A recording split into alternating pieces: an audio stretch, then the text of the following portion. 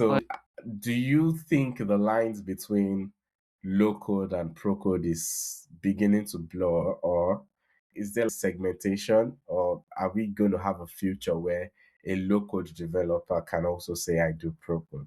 yeah, I think I would not say the lines are blurring, but what I would say is that we are merging and evolve. Yes, I think that's the word. Low code has evolved from what it was before. Low code before was just drag and drop.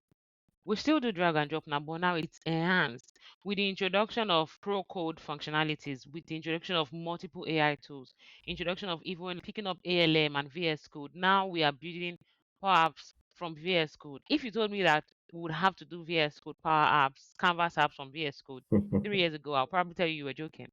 But Yeah. what it does is that we get to have the best of both worlds.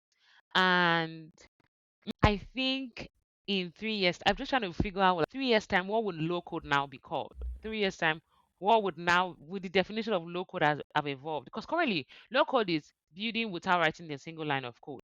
Yeah. If you really look at it, we're still building without code because we get to tell agents to do it and we get to monitor it, but we are stealing ideas from pro code. We are taking the ALM version in because before what we would have done would be export an application, export a solution, import it.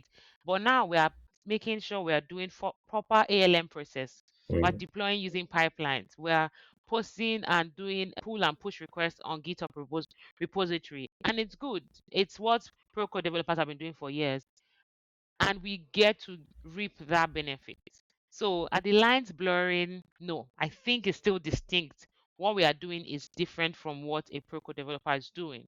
It's just that we are now able to take some of the pro code, let me say tools and pro code features that we see and we've admired, and we're like, why don't we add it to what we are currently doing and make the low code so much better? So that's why I'm saying I don't see it as a line blurring. I see it as an enhancement of low code. What?